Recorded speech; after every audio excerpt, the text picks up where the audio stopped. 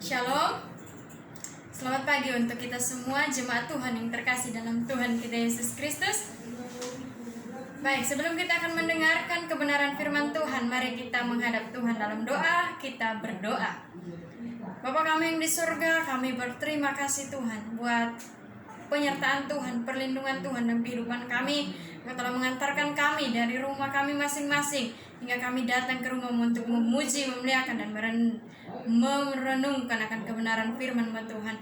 Kiranya Tuhan memberkati firman Tuhan yang akan disampaikan oleh hamba-Mu Tuhan. Kiranya Engkau urapi hamba-Mu dengan kuasa Roh Kudus-Mu Tuhan, agar dapat menyampaikan kebenaran firman Tuhan seturut dengan kehendak-Mu Tuhan. Terima kasih banyak Tuhan, hanya dalam nama Tuhan Yesus kami berdoa dan mengucap syukur. Haleluya. Amin. Sekali lagi, shalom. Shalom untuk jemaat Tuhan yang terkasih dalam Tuhan kita Yesus Kristus. Langsung saja kita membuka dalam Alkitab kita, yaitu dalam kitab Rut, pasal yang pertama ayat 1 sampai ayat yang ke-22. Saya akan membacakannya, Bapak Ibu saudara-saudari membacakannya di dalam hati. Lembaga Alkitab memberikan judul perikop Rut dan Naomi.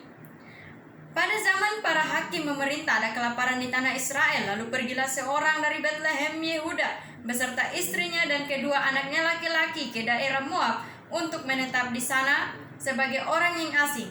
Nama orang itu ialah Elimelek, nama istrinya Naomi, dan nama kedua anaknya Mahlon dan Kilion. Semuanya orang-orang Efrata dan Betlehem Yehuda. Dan setelah sampai di daerah Moab, diamlah mereka di sana. Kemudian mintalah Elimelek suami Naomi, sehingga perempuan itu tertinggal dengan kedua anaknya. Keduanya mengambil perempuan Moab. Yang pertama bernama Orpa dan kedua bernama Rut. Dan mereka diam di situ kira-kira 10 tahun lamanya. Lalu matilah juga keduanya, yakni Mahlon dan Kilion, sehingga perempuan itu kehilangan kedua anaknya dan suaminya. Kemudian berkemaslah ia dengan kedua menantunya, dan ia pulang ke daerah Moab, sebab di daerah Moab ia mendengar bahwa Tuhan telah memperhatikan umatnya dan memberikan makanan kepada mereka. Maka berangkatlah ia dari tempat tinggalnya itu bersama-sama dengan kedua menantunya. Ketika mereka sedang berjalan untuk pulang ke tanah Yehuda, berkatalah Naomi kepada kedua menantunya itu, "Pergilah, pulanglah masing-masing ke rumah ibunya. Tuhan kiranya menunjukkan kasih-Nya kepadamu seperti yang kamu tunjukkan kepada orang-orang yang telah mati itu, dan kepadaku. Kiranya atas karunia Tuhan kamu mendapat tempat perlindungan masing-masing di rumah suaminya." Lalu diciumnyalah mereka, tetapi mereka menangis dengan suara keras dan berkata kepadanya, "Tidak, kami ikut dengan engkau pulang kepada bangsamu." Tetapi Naomi berkata, "Pulanglah anak-anakku. Mengapakah kamu turut dengan aku? Bukankah tidak ada lagi anak laki-laki yang kau lahirkan untuk dijadikan suamimu nanti? Pulanglah anak-anakku, pergilah, sebab sudah terlalu tua aku untuk bersuami. Seandainya pikirku ada harapan bagiku, dan sekalipun malam ini aku bersuami, bahkan sekalipun aku masih melahirkan anak laki-laki, masakan kamu menanti sampai mereka dewasa? Masakan karena itu kamu harus menahan diri untuk tidak bersuami? Janganlah kiranya demikian, anak-anakku. Bukankah jauh lebih pahit yang aku alami daripada kamu, sebab tangan Tuhan terancung terhadap aku?" Menangis pula mereka dengan suara keras. Lalu Orpa mencium mertuanya itu meminta diri. Tetapi Rut tetap berpaut padanya. Berkatalah Naomi, "Telah pulang iparmu kepada bangsanya dan kepada para allahnya. Pulanglah mengikuti iparmu itu." Tetapi kata Rut, "Janganlah mendesak aku meninggalkan engkau dan pulang dengan tidak mengikuti engkau. Sebab kemana engkau pergi, ke situ jugalah aku pergi, dan di mana engkau bermalam, di situ juga aku bermalam. Bangsa mula bangsaku dan Allah mula Allahku. Di mana engkau mati, aku pun mati di sana, dan di sanalah aku dikuburkan. Beginilah kiranya Tuhan menghukum aku, bahkan lebih lagi daripada itu, jikalau sesuatu apapun memisahkan aku dari engkau, selain daripada maut." Ketika Naomi melihat bahwa Rut berkeras untuk ikut bersama-sama dengan dia, berhentilah ia berkata-kata kepadanya, dan berjalanlah keduanya sampai mereka tiba di Betlehem. Ketika mereka masuk ke Betlehem, gemparlah seluruh kota itu karena mereka, dan perempuan-perempuan berkata, "Naomi kah itu?" Tetapi ia berkata kepada mereka, Janganlah sebutkan aku Naomi, sebutkanlah aku Mara, sebab Yang Maha Kuasa telah melakukan banyak yang pahit kepadaku. Dengan tangan yang penuh aku pergi, tetapi dengan tangan yang kosong Tuhan memalungkan aku. Mengapakah kamu menyebutkan aku Naomi? Karena Tuhan telah naik saksi menentang aku, dan Yang Maha Kuasa telah mendatangkan malapetaka kepadaku. Demikianlah Naomi pulang bersama-sama dengan Rut, perempuan Moab itu menantunya, yang turut pulang dari daerah Moab, dan sampailah mereka ke Betlehem pada permulaan musim menuai jelai. Amin untuk kebenaran firman Tuhan. Bapak, Ibu, saudara-saudari yang dikasihi dalam Tuhan kita Yesus Kristus, dalam menjalani hidup ini tidak pernah terlepas dari yang namanya masalah. Sehingga terkadang kita berpikir bahwa Allah tidak adil. Kita sudah melakukan yang terbaik, tetapi masih diperhadapkan dengan banyak masalah, dengan banyak tantangan yang kita hadapi. Bapak, Ibu, saudara-saudari yang dikasihi dalam Tuhan kita Yesus Kristus, seorang bijak pernah berkata, jangan cepat menilai apakah sesuatu yang berkat atau kutuk bagi kita. Bapak, Ibu, saudara-saudari yang dikasihi dalam Tuhan kita Yesus Kristus, seringkali kita menilai sesama kita hanya melihat dari kelemahannya saja, tetapi kita tidak pernah melihat dari kelebihannya yang ada dalam diri orang tersebut atau dalam diri orang itu. Tetapi sebenarnya kita tahu bahwa semua manusia memiliki kelebihan dan kekurangan. Bapak, Ibu, saudara-saudari yang dikasihi dalam Tuhan kita Yesus Kristus, beban berat dapat menjadikan seseorang dapat berkeluh kesah. Demikian juga dengan Naomi. Begitu beban berat hidup yang dia alami, sehingga dia minta dipanggil Mara. Jangan sebutkan aku Naomi, tetapi sebutkan aku Mara. Mara artinya pahit. Padahal namanya sendiri, yaitu Naomi, adalah menyenangkan. Arti dari nama Naomi itu adalah menyenangkan. Kegagalan demi kegagalan menimpa rumah tangganya ketika tinggal di Moab, menjadikan hidupnya terasa pahit. Jikalau tidak ada solusi, orang yang mengalami kepahitan akan semakin merasa sia-sia hidupnya. Bapak, Ibu, saudara-saudari yang dikasihi dalam Tuhan kita Yesus Kristus, jikalau tidak ada solusi, orang yang mengalami kepahitan sekali lagi semakin merasa sia-sia akan hidupnya. Sukacita lenyap, gairah dan semangat hidup bisa sirna. Sukacita tidak ada, damai sejahtera tidak ada, kalau tidak ada pengharapan dalam kehidupannya. Bapak, Ibu, saudara-saudari yang dikasihi dalam Tuhan kita Yesus Kristus, apabila demikian yang terjadi, maka rasa menderita yang hebat akan dialami. Yang menjadi pertanyaannya, mengapa sehingga Naomi dapat mengalami kondisi yang demikian berat dalam kehidupannya? Bapak, Ibu, saudara-saudari, kita akan belajar dari poin yang pertama. Melarikan diri daripada masalah atau problem. Di sini keluarga Elimelek dan Naomi menghadapi masalah yang serius dalam kehidupannya, dalam kehidupan mereka. Mereka menghadapi kelaparan yang terjadi di kotanya Betlehem atau di Israel. Kelaparan berbicara tentang masalah atau problem yang mereka alami pada saat itu. Memang benar, tidak ada orang yang kebal mengalami masalah. Persoalan yang serius adalah bagaimana sikap keputusan saat berhadapan dengan masalah tersebut. Bapak, Ibu, saudara-saudari yang dikasihi dalam Tuhan kita Yesus Kristus, keputusan Elimelek dan Naomi adalah segera meninggalkan Betlehem dan mereka menuju ke Moab. Bersama Mahlon dan Kilion, anak-anak mereka melarikan diri dari problem atau masalah yang mereka hadapi pada saat itu. Pada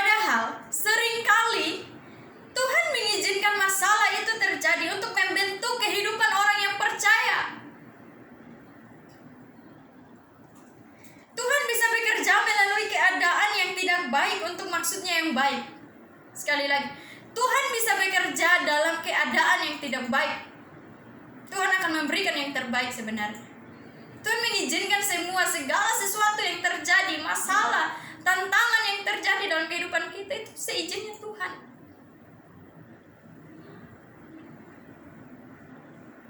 Tuhan mau agar kita menghadapi masalah bersamanya. Bukannya meninggalkan, apalagi melarikan diri daripada Tuhan. Jadi Bapak Ibu saudara-saudari yang dikasihi dalam Tuhan kita Yesus Kristus, hal ini mengajarkan kita bahwa ketika kita mengalami masalah, kita tidak boleh pergi atau tidak boleh lari, tetapi kita harus berdoa, meminta pertolongan daripada Tuhan agar hidup kita, masalah yang kita hadapi, Tuhan memampukan kita untuk melewati setiap masalah yang kita hadapi. Bapak Ibu saudara-saudari yang dikasihi dalam Tuhan kita Yesus Kristus, apakah ketika kita menghadapi masalah, apakah kita mau belajar untuk menyelesaikan masalah? Ataukah kita pergi meninggalkan masalah tersebut? Ini menjadi pertanyaan dalam kehidupan kita.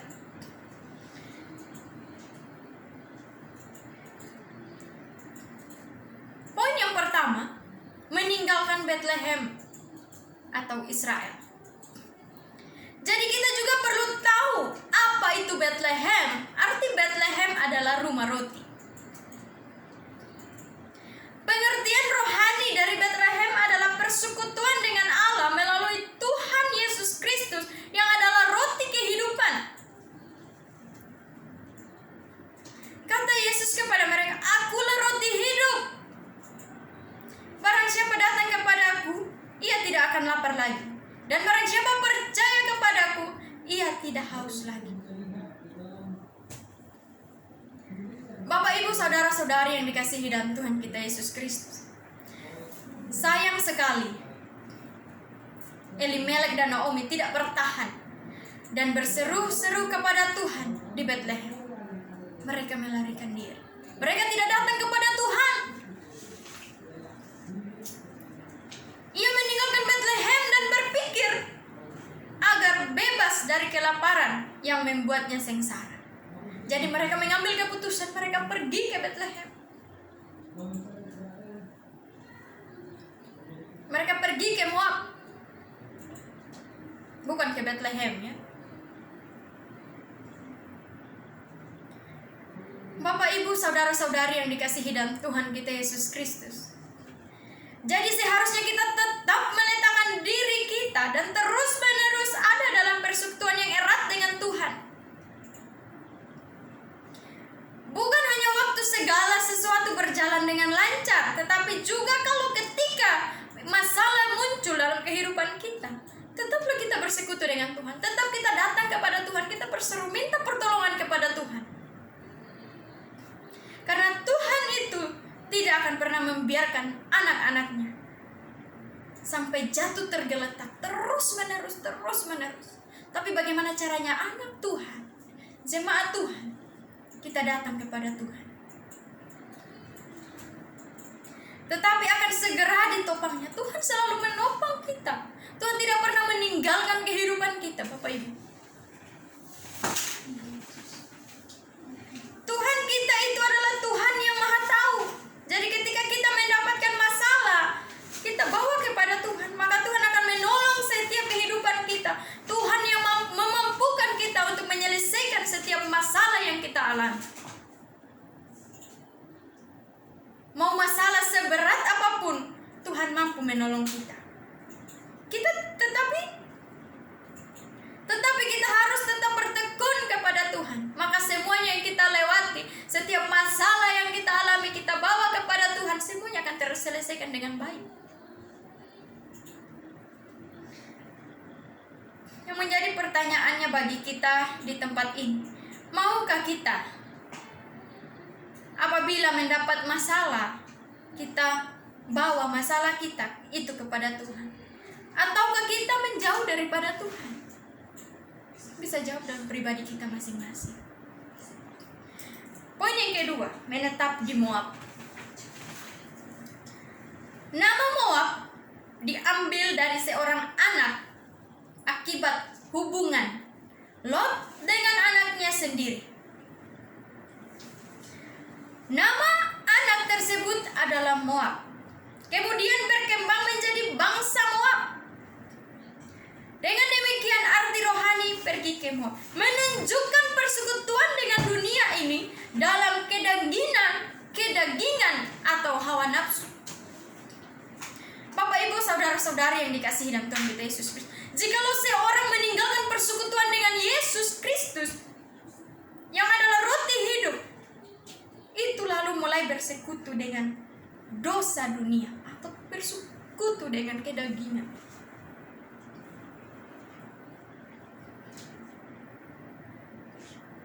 Maka akan mengalami kegagalan demi kegagalan, kemerosotan rohani terjadi, penderitaan yang dialami akibat yang dialami Naomi adalah ditinggal mati oleh suaminya, yaitu Elimelek. Lalu kedua anaknya Mahlon dan Kilion. Naomi tidak cepat sadar ketika suaminya meninggal dunia. Bapak Ibu saudara-saudari yang dikasihi dalam Tuhan kita Yesus Kristus, dia tidak segera pulang ke Bethlehem. Akibatnya anak-anaknya bergaul dan kawin dengan perempuan Moab. Dalam Ulangan 2 ayat 23 dikatakan orang Moab dilarang masuk dalam jemaat Tuhan. Apalagi mengambil istri orang Moab. Bapak Ibu saudara-saudari yang dikasihi dalam Tuhan kita Yesus Kristus, tanggung jawab orang tua Kristen adalah mendidik anak-anaknya agar memahami firman Tuhan dengan baik, agar tidak berpasangan atau kawin dengan orang-orang yang tidak seiman. Anak-anak Tuhan harus mencari pasangan hidup yang takut akan Tuhan. Bapak Ibu saudara-saudari yang dikasihi dalam Tuhan kita Yesus Kristus, karena itu hidup ini tidak dijamin akan berjalan mulus dan lancar, tanpa rintangan, tanpa masalah dalam kehidupan kita. Hidup tidak selamanya akan sukses dan mudah. Terkadang perlu perjuangan menghadapi kesesakan, bahkan bisa mengalami kegagalan. Namun jangan sampai semua yang terjadi menjadikan kita lupakan Tuhan. Jangan sampai masalah yang kita alami, kegagalan yang kita alami, kita melupakan akan Tuhan yang adalah sumber penolong dalam kehidupan kita. Jangan pernah meninggalkan persekutuan dengan Tuhan. Anak-anak muda, saya mau katakan bahwa ketika kalian mengalami masalah, kebanyakan anak-anak muda di sini kalau putus dengan pacarnya, mereka akan merasa segalanya hilang dalam kehidupan mereka. Mereka tidak tahu kalau sebenarnya Tuhan yang menolong akan setiap kehidupan mereka. Tuhan yang memberikan kekuatan dalam kehidupan mereka. Jadi jangan takut ketika menghadapi masalah. Datang kepada Tuhan. Jangan pernah tinggalkan masalah. Jangan pernah tinggalkan Tuhan dalam kehidupannya.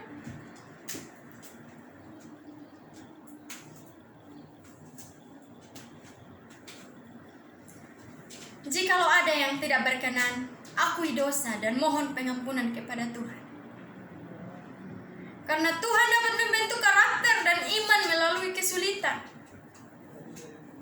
Tuhan akan menolong kita ketika kita sudah tidak bisa lagi untuk menyelesaikan masalah kita. Di situ Tuhan akan berperan penting dalam kehidupan kita. Karena itu Bapak Ibu saudara-saudari, anak muda yang dikasihi dalam Tuhan kita Yesus Kristus, bawa masalah kita kepada Tuhan. Jangan pernah kita menghadapi sendiri, karena tidak akan bisa. Tuhan yang memampukan kita untuk dapat menyelesaikan semuanya. Amin untuk kebenaran firman Tuhan. Mari kita berdoa. Bapa kami di sorga, kami berterima kasih Tuhan, hamba-Mu telah berbicara Tuhan. Kiranya memberkati Bapa, sehingga kami dapat melakukan. Kami datang terus berseru kepada Engkau Tuhan, yang sumber pertolongan dalam kehidupan kami. Hanya di dalam nama Tuhan Yesus, kami berdoa dan mengucap syukur. Haleluya. Amin.